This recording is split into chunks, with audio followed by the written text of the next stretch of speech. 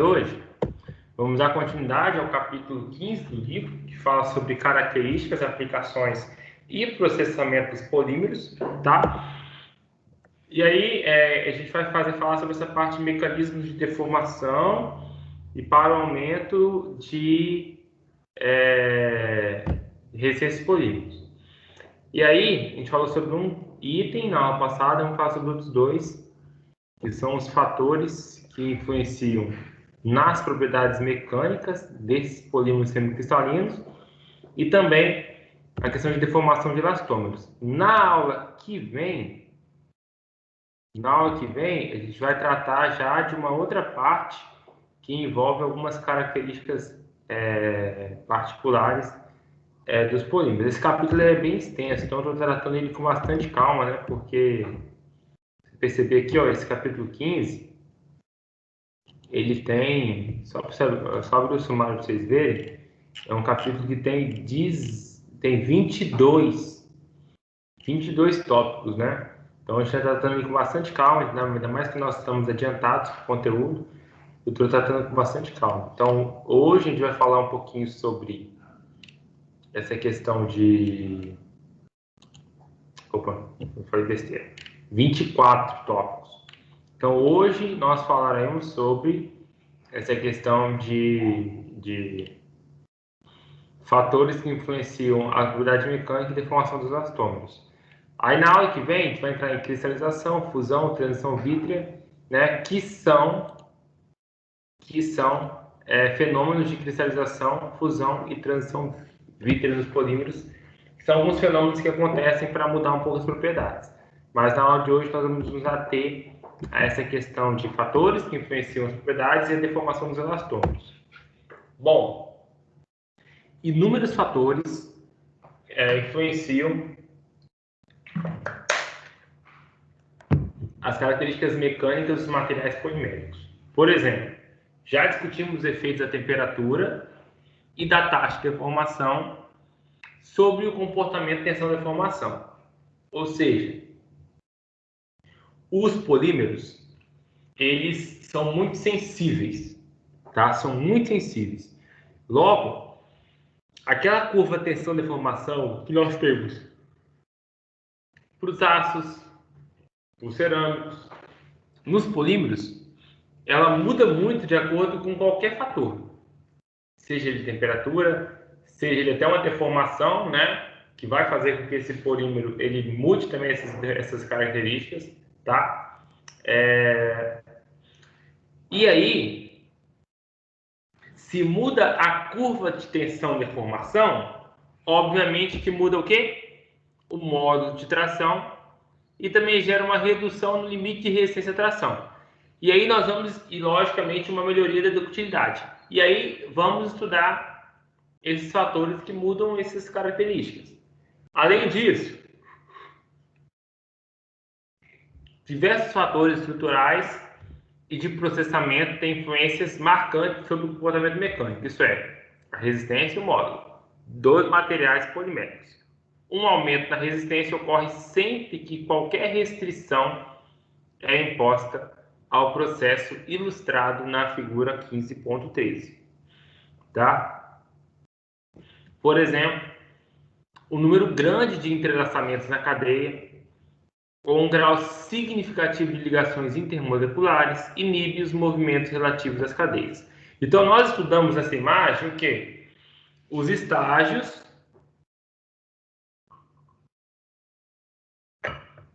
que acontece com o polímero semicristalino, tá? Então, à medida que você vai submetendo eles à tração, e vai tendo um movimento aqui e chega a ser essa situação aqui. Só que podem ter situações que vão atrapalhar esse processo. Como assim?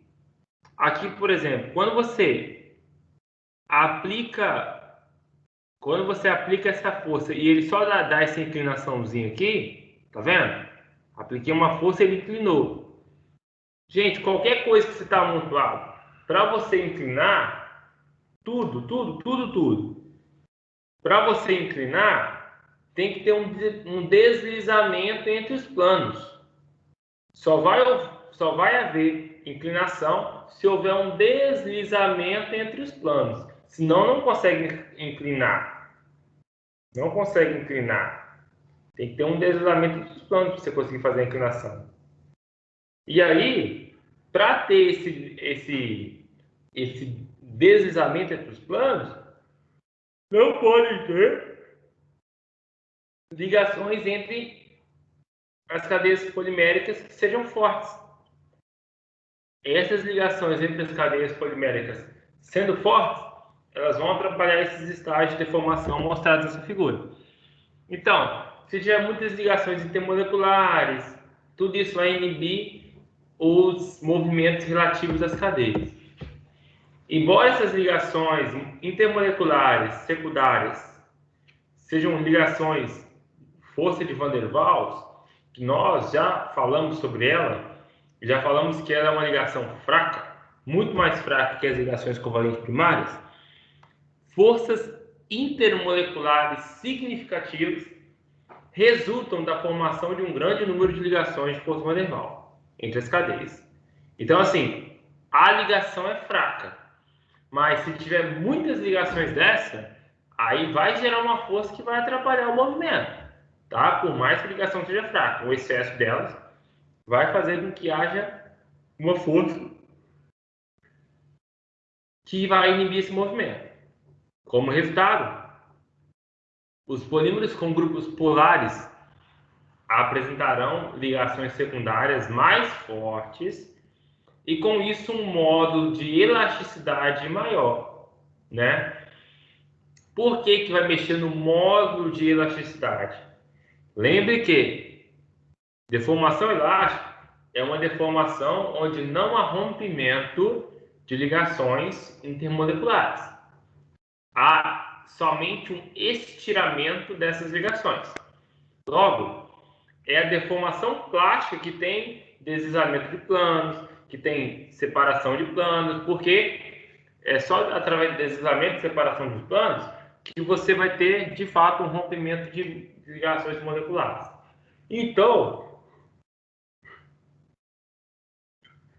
quando você dificulta esse deslizamento, dificulta essa separação, e aí você faz com que haja mais deformação elástica, né? E também precise ter uma maior força para essa deformação, com isso você vai aumentar esse módulo de elasticidade.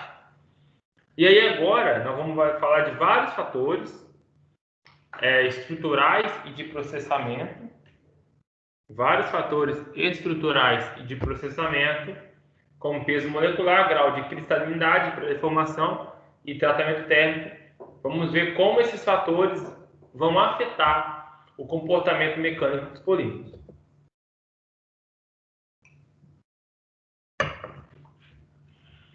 Primeiro é o peso molecular.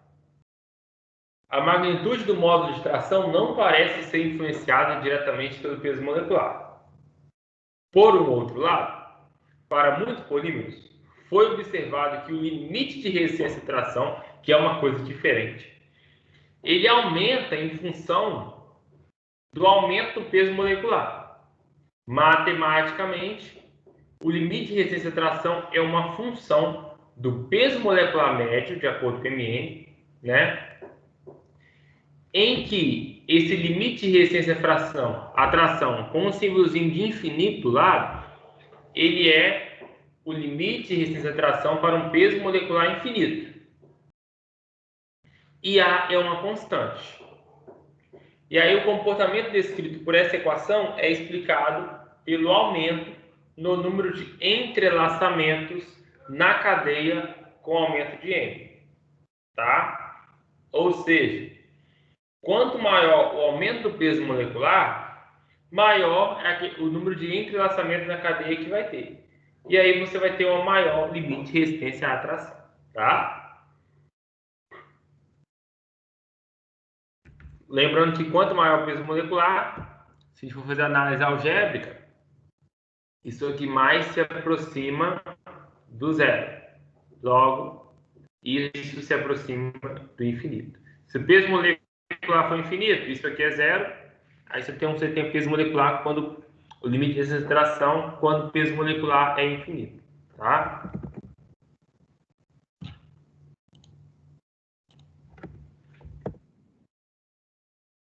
Esse aqui é o único que tem conta, tá? Então a gente vai voltar até que no final dessa aula nós iremos fazer um exercício, beleza? Sobre essa fórmulazinha aqui, para a gente fixar esses conceitos, ok? Bom, grau de cristalinidade para um polímero específico, o grau de cristalinidade pode ter uma influência significativa sobre as propriedades mecânicas, uma vez que ele afeta a extensão das ligações secundárias intermoleculares nas regiões cristalinas, onde as cadeias moleculares estão densamente compactadas em um arranjo ordenado e paralelo. Normalmente há uma grande quantidade de ligações secundárias entre os segmentos de cadeias adjacentes. Essas ligações são muito menos influentes nas regiões amorfas, em virtude da falta de alinhamento das cadeias. Como consequência, o módulo de tração dos polímeros semicristalinos aumenta significativamente com o grau de cristalinidade. Por exemplo, para o polietileno, o módulo aumenta aproximadamente uma ordem de grandeza quando a fração da cristalinidade aumenta de 0,3 para 0,6. Gente, essa questão da cristalinidade, o livro não precisava nem falar. Precisava nem falar. Sabe por quê? A gente já falou sobre isso lá atrás. Você lembra que a gente aprendeu a calcular o peso molecular? A massa específica de um polímero de acordo com o seu grau de cristalinidade, onde você tem a massa específica dele totalmente amorfo, você tem a massa específica dele totalmente cristalina, e aí você acha uma massa específica dele de acordo com o percentual de cristalinidade, né? Ou vice-versa, ou calcula o percentual de cristalinidade de acordo com essas massas específicas. Gente, se há uma alteração na massa específica, isso vai implicar que tem alterações também nas propriedades mecânicas. O que esse tópico está tratando é de esmiuçar isso mais, de falar um pouco mais abertamente sobre isso. Mas é algo que a gente já conseguia até deduzir lá atrás, quando nós estudamos sobre a influência do grau de cristalinidade na densidade, né, na massa específica de um polímero. Então, nós já vimos isso e agora está reafirmando isso, mas além da densidade, estamos falando também do módulo de tração, que também é influenciável pela cristalinidade de um polímero. O aumento dessa cristalinidade, em geral, vai aumentar também a resistência, obviamente. E o material tende a se tornar mais frágil, obviamente. Gente, materiais cristalinos, eles são mais organizados, né? Tudo que é mais organizado gera mais dificuldade em você penetrar, em você deslizar camadas, em você fazer qualquer coisa. Então, não tem muitos efeitos, não tem muitas regiões vazias, e com isso você tem mais dificuldade, sim, de fazer qualquer deformação. Tá? Os efeitos, tanto da porcentagem de cristalinidade e também do peso molecular sobre o estado físico, são apresentados na figura 15.14. Olha aí que doideira. Eu estou falando do polietileno, eu estou falando de um único polímero, que é o polietileno, né? E agora nós temos aí a cristalinidade de 0 a 100 de um lado, do eixo vertical, e o peso molecular, que vai de 500 a 40 mil, numa escala que não é linear, meio que logarítmica, né? E aí, não só influencia nas propriedades mecânicas, mas até mesmo no estado físico. Então, aqui, por exemplo, 50% de cristalizidade com 2.000 de peso molecular, você tem uma cera mole. Mas se manter essa cristalizidade e aumentar para 5.000, já tem uma cera tenaz e dura. E se aumentar um pouco mais, já vai para um plástico macio. Se reduzir essa cristalizidade, já vem na faixa de uma graxa líquida. Se aumentar muito a cristalizidade, chega numa região de cera frágil. E por aí vai. Uma cristalizidade muito alta, com peso molecular muito alto, já tem um plástico rígido. Já se a cristalizidade for menor, já passa a ser um plástico macio. Então você vê aí como que a cristalinidade ela tem, como essa cristalinidade ela tem uma influência grande, não só nas propriedades mecânicas, mas de maneira micro, mas sim de uma maneira macro, a ponto de mexer tanto na propriedade que mexe até no seu estado físico. Beleza? Também temos a pré-deformação por estiramento. Em termos conceituais, uma das técnicas mais importantes usadas para melhorar a resistência mecânica e o módulo de tração consiste em deformar permanentemente o polímetro em tração. Esse procedimento é algumas vezes denominado estiramento. Corresponde ao processo de alongamento da estricção que foi ilustrado esquematicamente na figura 15.4. Em termos de mudanças na propriedade, o estiramento é análogo dos polímeros ao encroamento para os metais. Então, aquele encroamento que a gente vê nos metais, no polímero a gente chama de estiramento.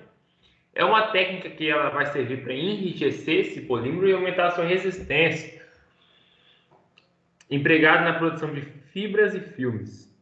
Durante o estiramento, as cadeias moleculares deslizam umas em relação às outras e ficam altamente orientadas nos materiais semicristalinos. Elas assumem formas semelhantes àquela representada esquematicamente na figura 15.13t. É isso que eu quero obter com o estiramento, tá? E assim eu consigo aumentar a resistência e eu consigo às vezes ter uma resistência mecânica considerável num plástico que é muito fino.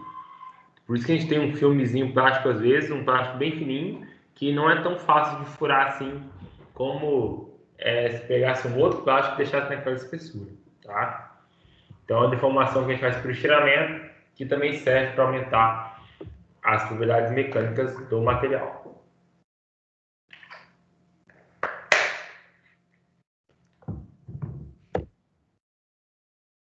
Os graus de aumento da resistência e de enrijecimento dependerão do nível de deformação,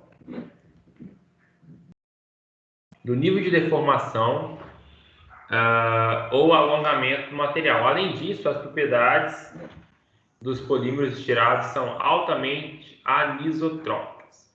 Nos materiais estirados sob tração uniaxial, os valores para o modo de tração e o limite de extração são significativamente maiores na direção da deformação do que nas demais direções.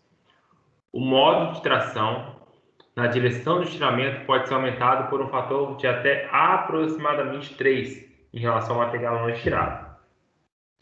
Em um ângulo de 45 graus, em relação ao eixo de tração, esse módulo tem valor mínimo. Nessa orientação, o módulo tem um valor da ordem de 1/5 daquele que é exibido pelo polímero não estirado. O limite de resistência de tração, o LRT, em uma direção paralela à da orientação, pode ser aumentado por um fator de pelo menos 2 a 5, em comparação com o material não orientado. Por outro lado, em uma direção perpendicular, ele é reduzido da ordem de 1/3 à metade. Então, você acaba aumentando a resistência em uma direção, mas também você diminui essa resistência em outra direção. E para o polímero amorfo, que tem sido estirado com a temperatura elevada, a estrutura molecular orientada é retida somente quando o material é resfriado rapidamente até a temperatura ambiente. Esse procedimento dá origem aos efeitos de aumento de resistência e enrijecimento que foram descritos no parágrafo anterior. Por outro lado, se após o estiramento do polímero for mantido na temperatura do estiramento, as cadeias moleculares relaxam e assumem conformações aleatórias, características do estado anterior de formação. Em consequência, o estiramento não terá nenhum efeito sobre as características mecânicas do material. Então, não adianta fazer o estiramento e manter a mesma temperatura que o estiramento foi feito. Tem que reduzir essa temperatura para manter as propriedades. Ok? E por fim também tem o tratamento térmico.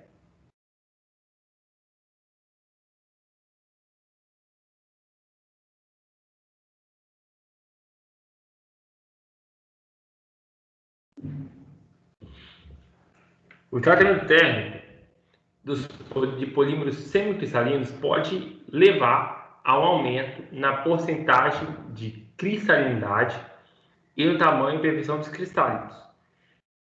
E aí, só essa frasezinha que nós lemos até agora, onde fala que o tratamento pode levar a um aumento na porcentagem de cristalinidade, já me fala como que ele vai mexer nas propriedades mecânicas.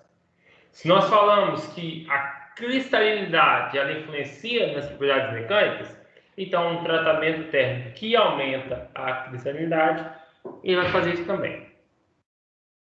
Para materiais não estirados, que são submetidos a tratamentos térmicos com tempos constantes, o aumento da temperatura de recozimento leva ao seguinte: aumento do modo de tração, aumento do limite de escoamento e redução da ductilidade. Deve-se observar que esses efeitos no recozimento são opostos aos tipicamente observados para os materiais metálicos. E olha que interessante, o mesmo tratamento térmico de recozimento nos polímeros, ele aumenta o limite de escoamento, ele aumenta o modo de tração e reduz a ductilidade. Já nos metais é o contrário, ele diminui a resistência, ele gera um amolecimento do metal e ele gera uma melhoria da ductilidade. Então, o mesmo tratamento térmico de recozimento tem efeitos contrários quando eu falo de polímeros e quando eu falo de metais. Continuando, para algumas fibras poliméricas que foram estiradas, a influência do recozimento sobre o modo de tração é contrária à dos materiais não estirados. Isso é, o módulo diminui com o aumento da temperatura de recozimento por causa da perda da orientação da cadeia, bem como da cristalinidade induzida pela deformação. Tá? Então, essa informação é muito importante.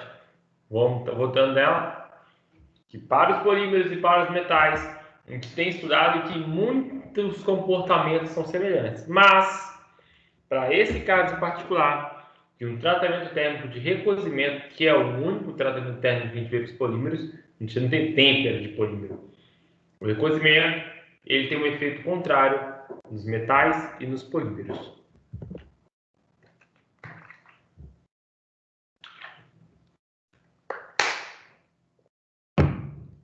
E aí temos a questão da deformação dos elastômeros. Uma das propriedades fascinantes dos materiais elastoméricos é a sua elasticidade, que se assemelha de uma borracha.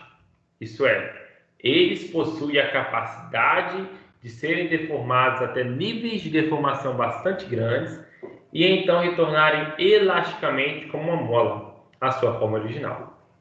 Isso resulta de ligações cruzadas no polímero, as quais proporcionam uma força para retornar as cadeias à sua conformação não deformada.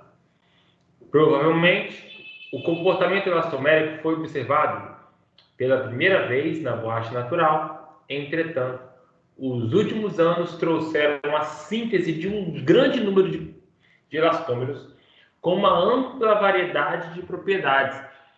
As características de tensão e deformação típicas dos materiais elastoméricos estão mostradas na figura 15.1, curva C, que nós já vimos, inclusive, essa figura. Tá? O comportamento tensão e deformação para materiais elastoméricos. Então, você vê que tem uma grande zona elástica aí até chegar na ruptura. Enquanto os materiais mais rígidos não tem zona elástica quase nenhuma. Só não tem zona plástica quase nenhuma e zona elástica também é pequena. Tá? Então, a deformação elástica aqui é muito grande. Tensão pequena e deforma bastante. Seus módulos de elasticidade são muito pequenos e, além disso, variam em função da deformação, uma vez que a curva não é linear. É uma característica interessante. Enquanto você tem uma zona linear elástica nos outros materiais, nos elastômeros não é linear, tá? A deformação ela vai aumentando, ela não tem um comportamento linear em relação à tensão. Isso aqui não é um triângulo, como é esses casos aqui, beleza? Tem uma diferençazinha aqui, ok? Em um estado isento de tensões, o elastômero será amorfo. Um elastômero será amorfo e composto por cadeias moleculares com ligações cruzadas que estão altamente torcidas, dobradas e espiraladas. A deformação elástica, pela aplicação de uma carga de tração, é simplesmente o desenrolamento e o alinhamento parcial das cadeias, tendo como resultado o alongamento das cadeias na direção de tensão, um fenômeno que está representado na figura 15.15. Então, olha o que acontece, você tem essa bagunça toda e quando você aplica a tensão, ela fica um pouco mais esticada. As ligações, elas se mantêm, tá vendo? Não há rompimento de ligação, só mesmo tem as ligações cruzadas e as ligações elas continuam aparecendo aqui. Tá? Isso aqui é a resposta a uma aplicação no carro de tração. Com a liberação da tensão, essas cadeias elas se enrolam novamente e voltam em esse estado natural, porque a deformação foi só elástica. Parte da força motriz para a deformação elástica é um parâmetro termodinâmico chamado entropia. Vocês ouviram falar muito disso.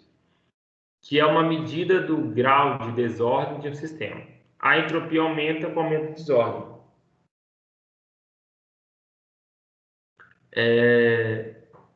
A partir desse estado, conforme um elastômero é esticado, se as cadeias ficam mais retilíneas, o sistema fica mais ordenado.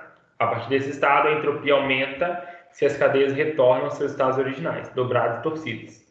Dois fenômenos intrigantes resultam desse efeito de entropia. Em primeiro lugar, quando esticado, ele apresenta um aumento na temperatura. E, em segundo lugar, o módulo de elasticidade aumenta com o aumento de temperatura, o que é contrário ao encontrado em vários metais.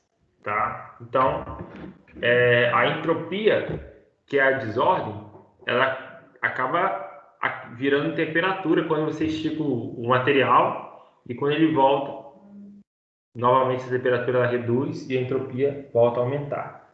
Tá? Por causa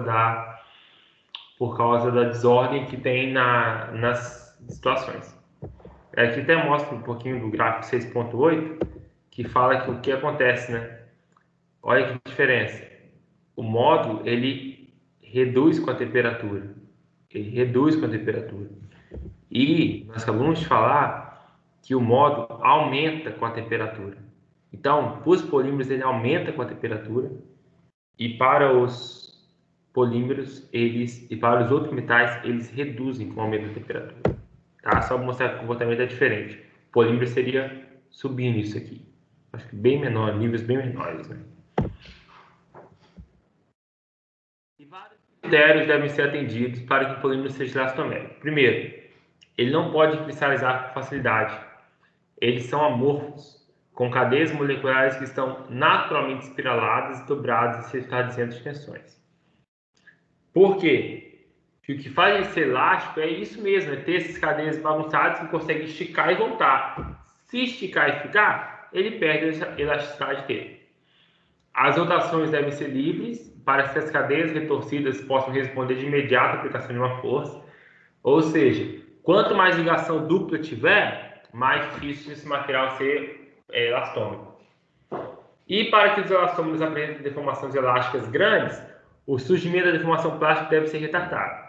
Então, não pode ter deformação plástica de maneira precoce. A restrição dos movimentos das cadeias, umas em relação às outras, por ligações cruzadas, atende esse objetivo. As ligações cruzadas atuam como pontos de ancoragem entre as cadeias e impedem o deslizamento das cadeias. Papel das ligações cruzadas no processo de deformação está ilustrado na figura 15.15. Então, o que acontece aqui? Se não tivesse essas ligações, essas cadeias iam se deslizar uma entre as outras. Tá? Lembrando que essa ligação cruzada é covalente. Porque essas cadeias elas têm ligações entre uma e outra, mas são ligações intermoleculares de Van der Waals, que são fracas. Quando você tem ligação cruzada, é de fato uma ligação covalente, forte, e impede de haver deslizamento. Porque se houver deslizamento, vai ter naturalmente o quê? Deformação plástica. E aí vai reduzir não vai ser um material tão elástico assim se ele apresentar deformação plástica precocemente. Por isso que é importantíssimo a presença dessas ligações cruzadas. Tá? E finalmente, o elastômero deve estar acima de sua temperatura de transição vítrea. A temperatura mais baixa, até aquela a qual o comportamento semelhante que a borracha persiste para muitos elastômeros, encontra entre menos 50 e menos 90. Abaixo de sua temperatura de transição vítrea, ele torna frágil, de tal modo que o seu comportamento vai se assemelhar ao da curva A.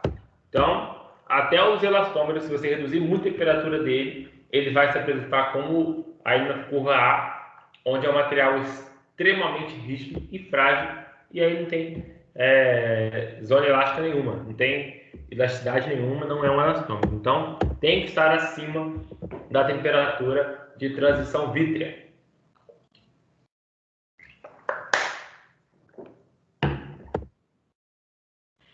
E também temos a vulcanização.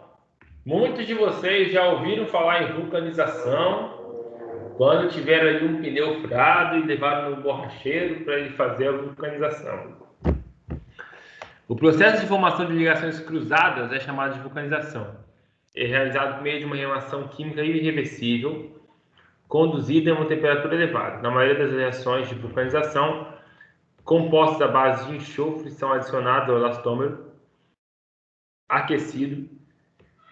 Cadeias de átomos de enxofre são adicionadas ao elastômero aquecido.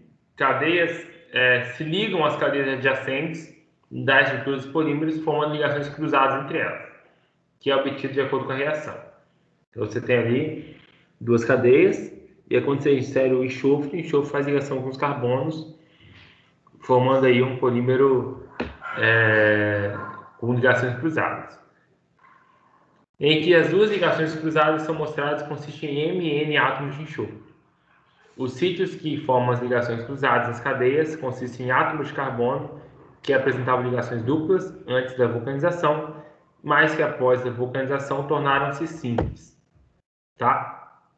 A borracha não vulcanizada contém muito poucas ligações cruzadas, é macia e pegajosa, e apresenta baixa resistência à abrasão. O módulo de elasticidade, o limite de resistência à tração e a resistência de degradação por oxidação são todos aumentados pela vulcanização. A magnitude do módulo de elasticidade é diretamente proporcional à densidade das ligações cruzadas. Ou seja, quanto mais ligações cruzadas você tiver por polímero, maior vai ser essa magnitude desse módulo. As curvas para a borracha natural vulcanizada e sem vulcanização estão na figura seguinte. Então, olha que diferença. A borracha vulcanizada, ela continua sendo elástica, só que ela vai ter um módulo de elasticidade muito maior do que a borracha não vulcanizada, tá? E mostram um alongamento de 600% para a borracha vulcanizada e não vulcanizada.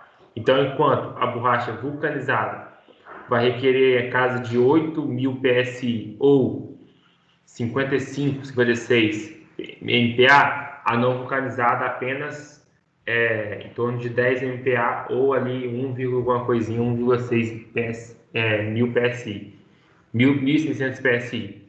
Então, você percebe que a borracha vulcanizada ela vai aguentar muito mais tensão para ter a deformação necessária. Para produzir uma borracha capaz de grandes deformações sem ruptura, deve haver relativamente poucas ligações cruzadas, e essas devem estar bastante separadas. Borrachas úteis resultam quando aproximadamente 1 a 5 em partes em peso de enxofre são adicionadas a 100 partes de borracha. Isso corresponde a uma ligação cruzada a cada 10 ou 20 unidades obtidas. Um aumento adicional no teor de enxofre endurece a borracha e também reduz seu alongamento. Além disso, uma vez que os materiais elastoméricos apresentam ligações cruzadas, eles são, por natureza, polímeros termorrígidos. Então, aqui mostra a figura. E para fechar a aula de hoje, vamos fazer esse exercício resolvido aqui. Tá? O limite de resistência à tração e o peso molecular numérico médio para 2 polimetacrilato de metila é igual a são os seguintes. Aí tem a tabelinha aí relacionando, né, o que você quer achar e o que você tem, beleza? Relacionando o seu limite de extração e o peso molecular numérico médio para o seu para o mesmo polímero, né? É só o que nos importa é isso. Saber que os dois se referem ao mesmo polímero. Vamos fazer, deixa eu só achar aqui, gente, onde está a minha canetinha. Eu sempre perco ela. De escrever aqui.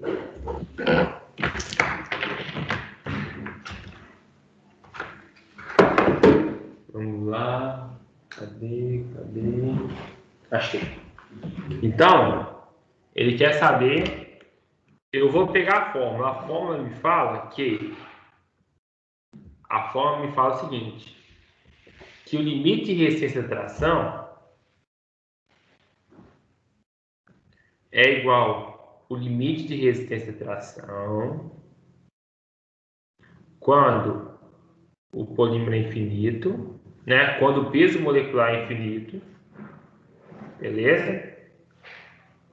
Quando o peso molecular é infinito, menos A dividido por peso molecular numérico médio, ok? Agora eu quero que vocês chutem aí. Vocês 6 que estão assistindo a aula. Bruno, Saori, Esther, Solange, Juan e Léo. Se alguém vai chutar bem isso aí. Da onde que eu vou tirar esse A e da onde que eu vou tirar esse cara aqui? Alguém tem ideia?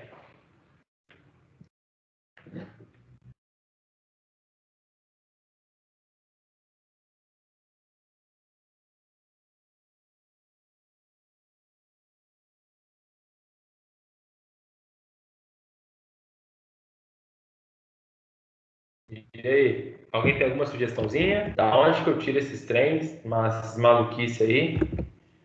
Eu não sei, cara. O material, quando falou desse A, olha o que ele falou. Ele só falou que é uma constante. Só falou que é uma constante. E esse peso molecular numérico é o médio, é aquele que a gente calcula de acordo com aquela fórmula. Mas não adianta eu querer pegar o polimetacrilato de metila e calcular o peso molecular dele. Por que não? Não é da unidade repetida, é o médio. Então, só sei de uma coisa, lascou. O que é esse cara com o peso molecular infinito? Esse cara aqui também? Não sei nada sobre ele.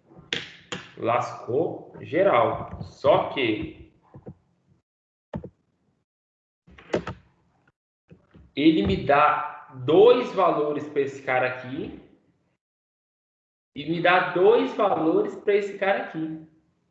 Olha que interessante. Então eu tenho aqui LRT é igual a LRT de infinito menos A sobre peso molecular numérico médio. Para a primeira linha aqui, eu vou ter o seguinte, que 50 é igual a LRT infinito menos A sobre 30.000.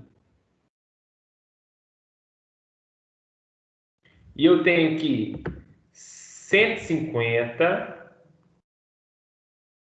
é igual a LRT infinito menos A sobre 50 mil. O que eu posso fazer em cada uma dessas equações é isolar esse LRT. LRT infinito é igual a 50 mais A sobre 30 mil. E aqui o LRT infinito é igual a 150 mais A sobre 50 mil.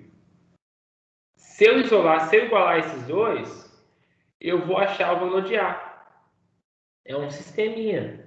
50 mais A dividido por 30 mil é igual a 150 mais A dividido por 50 mil. Então vai ficar A dividido por 30 mil mais A dividido menos, né?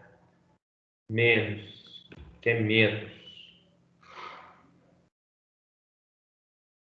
por 50 mil é igual a 150 menos 50. Isso aqui vai dar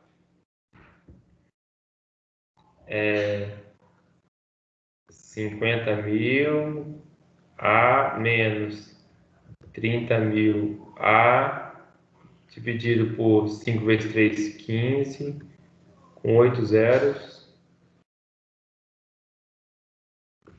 é igual a 100.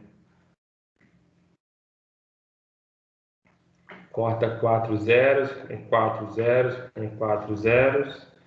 Eu vou ter aqui que 5A menos 3A, 2A é igual a 150 mil vezes 100, que vai dar 1 milhão e 500, não, 15 milhões. 15 milhões. Então, A é igual a 7 milhões e 500 mil. Não sei qual a unidade, nem importa. É uma constante. E qual é o LRT? Pô, só aplicar. Ó. O LRT infinito vai ser igual a 50 mais A dividido por 30 mil, que é igual a 50 mais 7 milhões e 500 mil dividido por 30 mil. Corta 4 zeros com 4 zeros. Esse LRT infinito, ele vai ser igual a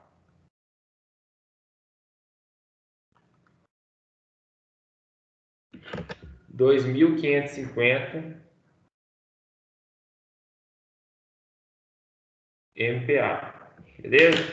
Se eu usar essa outra equação, vai dar a mesma coisa. 150 mais 7 milhões e 500 mil dividido por 50 mil.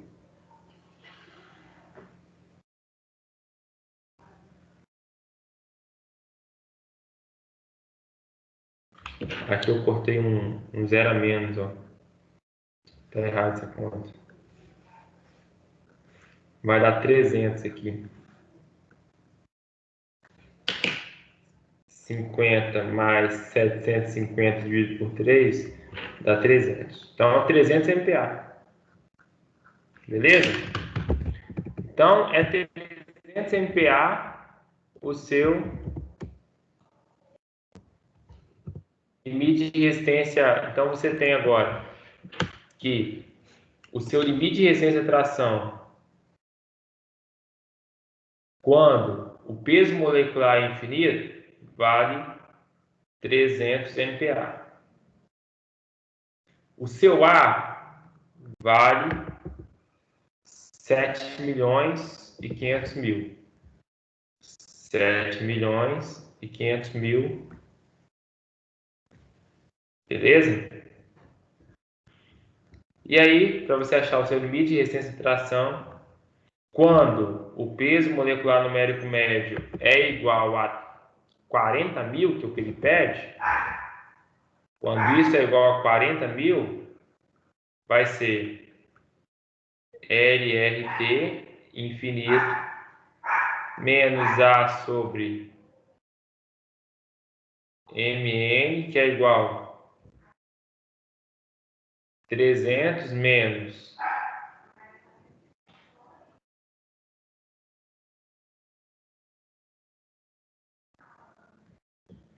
que é igual, corta aqui com aqui, vai dar 300 menos